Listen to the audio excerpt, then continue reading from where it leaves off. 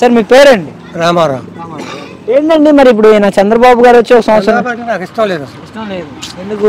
నాకు ఇష్టం లేదండి. ఎందుకేముంది, నాకు పరిపాలన నచ్చలేదు. పరిపాలన నచ్చలా? ఎందుకని పరిపాలన మీకు నచ్చలేదు? ఏ విధంగా? ఏ విధంగా? ఏ విధంగా నాకు నచ్చలా. జగన్ గవర్నమెంట్ అనే బాగుంది.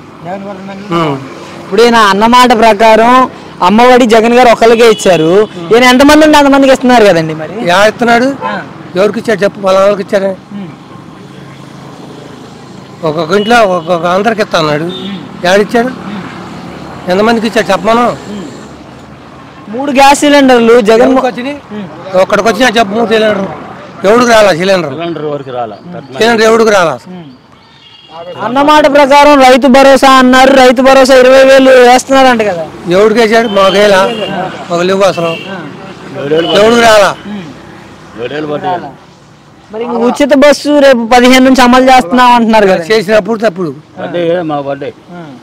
ఉచిత బస్సు వచ్చినప్పుడు చెప్పు. మరి ఇప్పుడు ఇలా చెప్పిన వాటిలో రాజధాని కట్టారు, ఈ 4 పథకాలు చేసామంటున్నారు, అన్ని అయిపోయాయి అంటున్నారు కదండి. మరి అయిపోయినాయి. మాకు నచ్చలేదు అబ్బాయి జగన్ చూసి చంద్రబాబు. మరి ఇప్పుడు ఈయన రాహుల్ గాంధీ గారు కూడా ఎలక్షన్ కమిషన్ కి వార్నింగ్ ఇస్తున్నారు.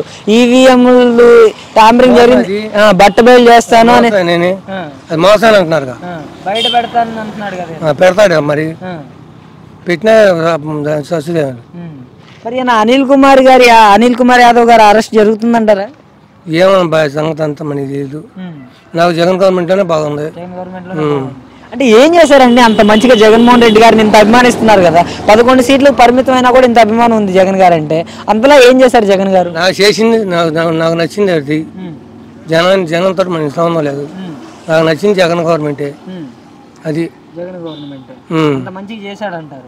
నెంబర్ 1 గా చేశాడు. ఏమేమి పథకాలు ఇచ్చారండి జగన్ గారు? చంద్రబాబు పింఛన్లు అంతకుముందు చంద్రబాబు పింఛన్లు 50 కూడా మా ఊళ్ళో. ఇప్పుడు దగ్గర 5,000 పింఛన్లు అండి మా ఊళ్ళో జగన్ గవర్నమెంట్ వచ్చినాక. అంటే అప్పటికి 50 పింఛన్లు పెరిగింది. అప్పుడు చంద్రబాబు గవర్నమెంట్ లో పింఛన్లు ఏమండి అడిగేవారు నన్ను. ఈ మధ్యలో పింఛన్లు వచ్చారు. జగన్ వచ్చినా పింఛన్లు వచ్చింది. ఇప్పుడు చంద్రబాబు జగన్ గవర్నమెంట్ లో పింఛన్లు లేని వాళ్ళు లేడు ఊళ్ళో. 10 పింఛన్ ఉంది చూడు. 50 ఎకరాలు ఉంటే అడుగు పింఛన్ ఉంది.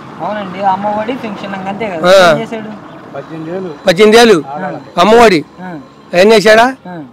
అవన్నీ చేసి రాష్ట్రాన్ని అప్పుల పాలు చేసిపోయాడంట కదండి. మరి చేశాడని నువ్వు అనుకుంటే అట్ట వాళ్ళు అనుకోవాలి. వీళ్ళు చెప్పాలి. ఇప్పుడు 3 సంవత్సరాలు 2 కోట్లు పని చేశాడు చంద్రబాబు నడిచినాక. మరి ఇప్పుడు చాలా వరకు కూడా చెప్తున్నారు కదా, జగన్మోహన్ రెడ్డి అప్పు చేసిపోవడం వల్ల మనం ఆర్థికంగా వెనకబడిపోయాం. ఆయన తీసా పక్కన పెట్టు. నీ అప్పు చూపించు ముందర. మంగళవారం అప్పులు తెనుకొచ్చుకున్నావు పోయి ఆడపోతే వేసుకొస్తున్నాడుగా. ఫైనల్ గా జగన్మోహన్ రెడ్డి గారి 5 సంవత్సరాల పాలనకి చంద్రబాబు నాయుడు గారి సంవత్సరాల పాలనకి వ్యత్యాసం ఏంటి? అలా కాదండి, చంద్రబాబు నాయుడు గారు వచ్చే సంవత్సరం దాకా అవుతుంది కదా. ఎలా అనిపిస్తుంది పరిపాలన? ఏం పరిపాలన చేస్తాడు? వాడు చెప్పింది చేస్తాడు. వాడు చెప్పేది మీరు చెప్పేది వాడికి ఏముంది? కాదండి, రేపు ఆగస్టు 15కి ఉచిత బస్సు అంటున్నారు కదా. పెట్టండి, రైతు నష్టపోతాడు కదా. వాడు వచ్చి దేనికి కొత్తానిక అది పెడుతుంది. అంటే కాదండి, ఇప్పుడు మీ ఇంట్లో మహిళలు ఉన్నారనుకోండి, ఉచిత బస్సు వల్ల ఉపయోగమే కదా. దేనికి ఇస్తూ నీకండి అయిపోతుంది. అయిపోయి 10 రూపాయలు అయిపోతా, 10 రూపాయలు తక్కువచ్చుదా. మగాడైతే ఏ వ్యాపారం చేసి చేస్తాడు. ఆగుతుంది ఏం చేస్తుంది? ఏం చేయలేదు అది. మరి ఇప్పుడు ఇంకా రైతు భరోసా సంగతి ఏమైంది? భరోసా వేస్తున్నాడుగా, వేసాడంటగా. 5 ఏళ్ళు పొడిపడి పట్టాలు పడి 12 పడాల 11 పడాల. కాదండి, 5,000 ఏంటి 20,000 కదా వేస్తానండి. 5,000 7,000 మొత్తం. వాడు ఆయన 2,000 మోడీ, చంద్రబాబు 5,000 7,000 అంతే. మరి మహిళలకి డబ్బులు అన్నారు. 18 సంవత్సరాలు నిండి 59 సంవత్సరాల లోపు అమ్మఒడి సంగతి ఏమైంది? అమ్మఒడి లేదు. అమ్మఒడి కొంతమంది పట్టి అది. మరి 99 రూపాయలకి నాణ్యమైన మద్యం దొరుకుతుందా? 99 రూపాయలకి నాణ్యమైన మద్యం దొరుకుతుందా? చదువుతుంది తొమ్మిదిలో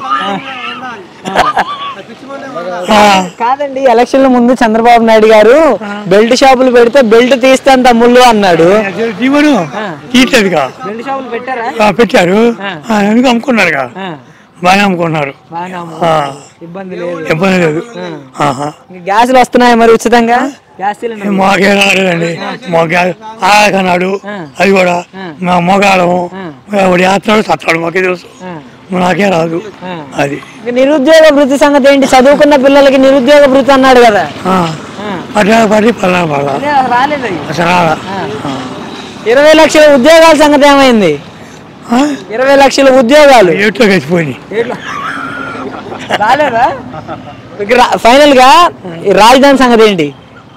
రాజధాని ఏం చెప్తాను మేము చెప్పేది ఏముంది, రాజధాని కడుతున్నా అంటున్నాడు, కొంచెం టైం ఇవ్వండి అంటున్నాడు కదా. ఎత్త టైం పొలాలు తీసుకొని పోలు పెట్టమన్నాడు, తీసుకున్నాడు చూస్తున్నారు, మళ్ళీ మాకైతే వచ్చాడు, మా వాళ్ళు ఏమన్నారు, అది జరిగింది. పోయినసారి 34,000 ఎకరాలు తీసుకున్నాడు, ఏమాత్రం అభివృద్ధి చేశాడు వాటిని? అంతే ఉంది, అంతే ఉంది, ఏం చేయాలి. ఇప్పుడు చేస్తున్నాడు కొద్దిగా, మళ్ళీ 44,000 ఎకరాలు అడుగుతున్నాడు. ఆయనకేమైంది, ఆయనేం కాదుగా, పోయేది రైతు ఇక ఎత్తాడు, ఇక అడుక్కుంటాడు, పోయి అడుక్కు పెట్టుబడి కూడా లేడు ఇక. Okay, thank you.